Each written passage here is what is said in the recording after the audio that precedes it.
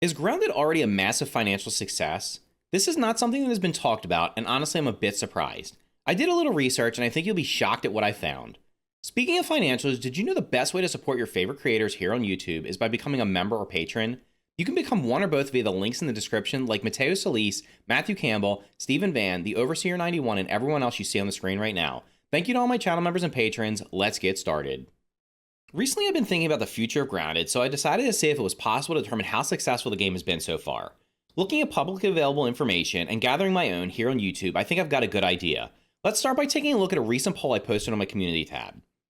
About a week ago, I posted this poll asking, did you buy Grounded or have you played it on Game Pass or during a free weekend on Steam?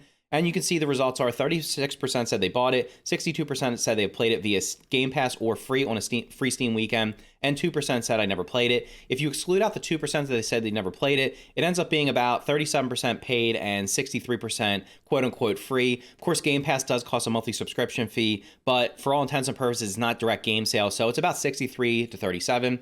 This is in line with a poll I did about 11 months ago, where I asked a similar question. In that poll, it was about a 70-30 split, where 70% were playing via Game Pass and 30% said they had bought the game.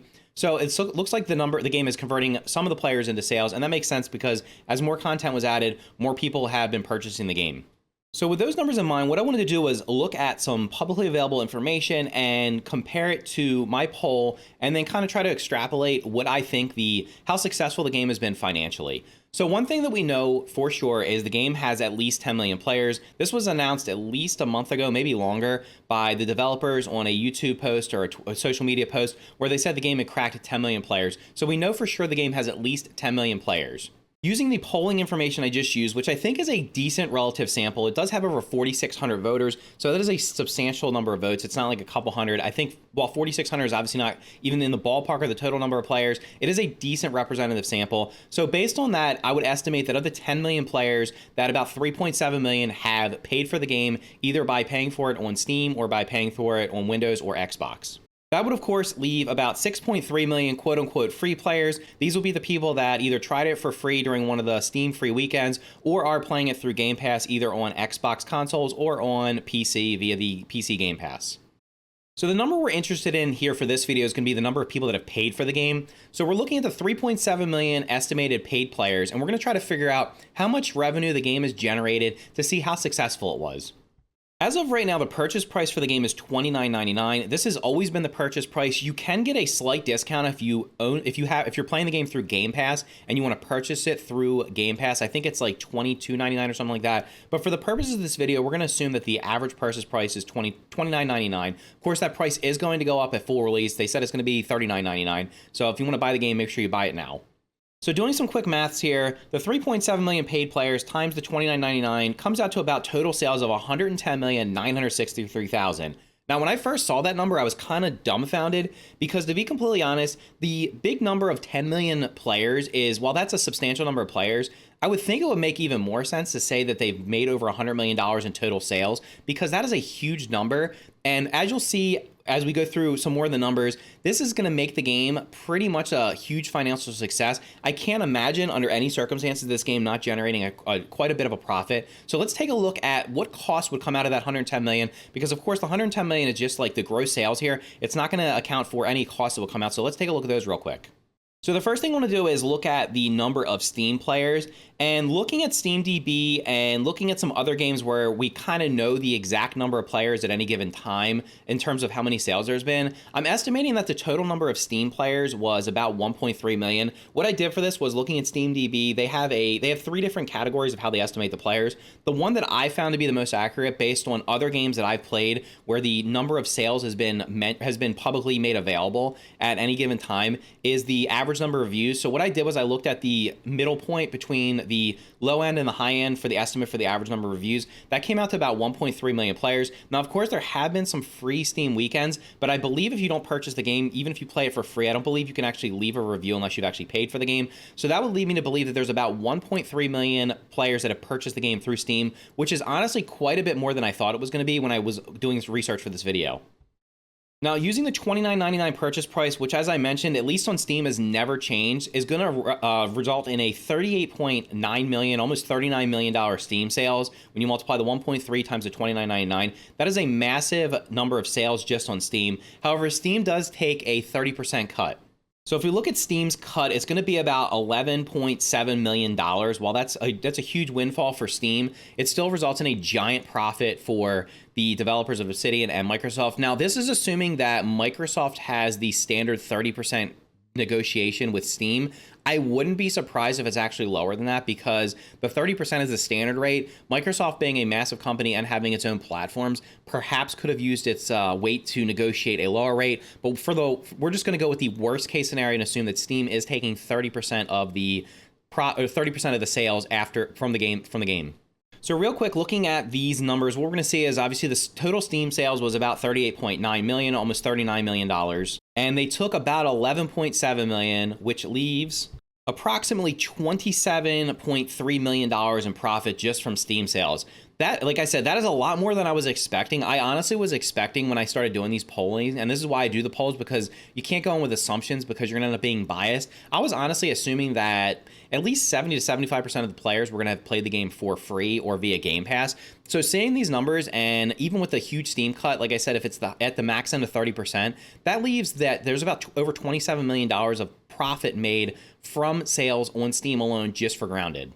So of course, the sales are not going to be the end-all be-all, because there are costs associated with developing the game. The biggest cost for developing the game is going to be obviously the developers. Now, one thing we know is that the development team for the game was about 13 to 14 developers or people on staff when the game started development. The game started development, I believe, in 2016. Microsoft acquired the game and acquired Obsidian in 2018. So we're going to be looking at from the time Microsoft acquired it, because I think that's the most important thing, because obviously Microsoft acquired the company, knew what they were already working on, and what the purpose of this video is to honestly see what the future of the game is going to be based on how successful it's been. So what I did was I went online and started looking up average developer salaries for Irvine, California. That's the location of the headquarters for Obsidian Entertainment, which is the developer of Grounded.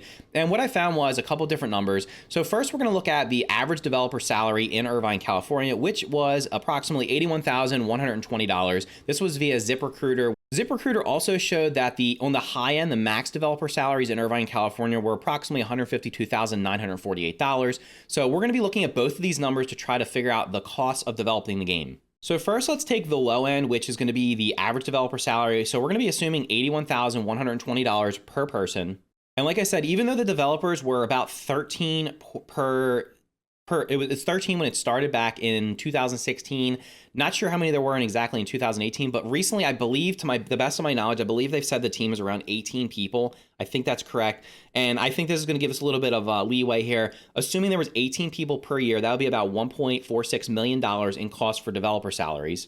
Looking at the time period from the time that Microsoft acquired the Obsidian until now, it's been about 4 years of development. So at 18 developers at the average salary, it's going to be about $5.84 million in cost for developing the game.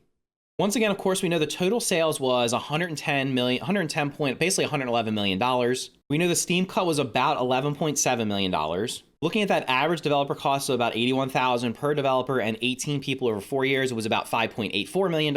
And what this leaves us with is approximately $93.4 million in total profit.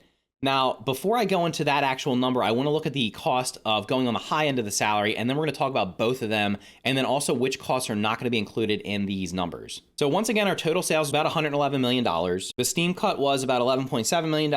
Looking at the max dev cost, which was approximately $152,000 per year times 18 developers, would be about $11 million cost over the 4-year period. And that would result in a total profit of about $88.25 million, still a huge number. So just to summarize, the total profit using the numbers we've looked at is about $88 million and $93 million, somewhere in that range. Now, what is not going to be in these numbers? Of course, there's going to be other development costs such as software, hardware, any kind of licensing, things like that. So these numbers are just a ballpark figure. However, I did build in some, using the 18 developers instead of the 13 for different time periods, using the maximum 30% split between Steam and developers. I think these numbers are going to give us a rough idea that the game's probably made around $90 million in profit from the time it's been in early access until now. And honestly, I was completely shocked by these numbers.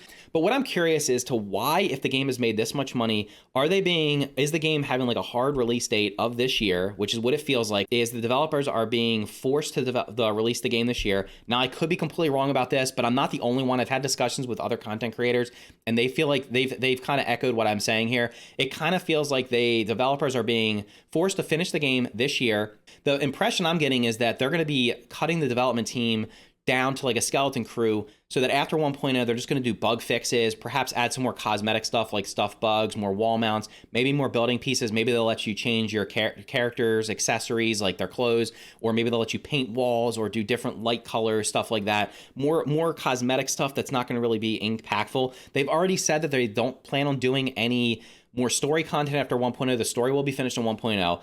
They've said there's no plans on going in other backyards. There's no plans on going in the house. There's no plans for mounts. All these things that people have been asking for that would make sense, especially if they want the game to make even more money. They've already basically said they're not happening, or they didn't say they're 100% not happening, but they did say that they're not currently planned. Now, to me, if I was running the company and the game had made this much money, I think I'd have a pretty good reason or pretty good foundation for saying, why not let us do DLCs? Why not let us post a 1.0 or post 1.0 roadmap? That would be where I would stand. I think there would be a pretty good negotiating power for that, but I don't know what's going on behind closed doors. Perhaps the other games that Obsidian's developing need some of the development staff to move over there to get those games finished, because obviously they want those to get out to the public as soon as possible, so that they can start generating sales from them and then move on to the projects that are going to be following that. Maybe this will give us a reason for DLC. Maybe it'll give us a reason. Maybe they'll give it enough reason to maybe make a sequel to the game. I'm not sure how much I would be interested in a sequel to the game. Honestly, the sequels to Honey, I Shrunk the Kids were not even close to as good as the original, and having the kids get re-shrunk or have something else going on, I don't believe this game's going to end in a cliffhanger. I kind of feel like the ending of the game is obvious, and it's going to be, because of the embiggening cocktail, it's going to be some way for the teens in the game to become unshrunk, go back to their normal lives. That's going to be the end of it. Perhaps they'll expand upon the story in the animated series. Maybe the animated series will show the ending of the game and then also go beyond that and show you what happens after that. Maybe that's kind of what they're doing, kind of like how Jurassic Park and Jurassic World have been using the Camp Cretaceous show on Netflix to expand upon that story, and as well as like the little mini movies they do and stuff like that. Maybe that's what their plan is for this. I don't know, but I'm just curious what your thoughts are. Were you surprised at how much money the game has made? Like I said, these are just ballpark figures, but I think using the information we have available, my own personal polling and stuff like that, and just kind of coming up with some logical numbers here, that this game has been hugely financially successful, and I think it bodes well for the future of the game if Microsoft decides they want to let Obsidian keep working on it. So anyway, let me know your thoughts in the comments down below. If you found this video interesting, make sure to smash the like button and consider subscribing for more videos just like this. Thank you for watching, and I will see you in the next video.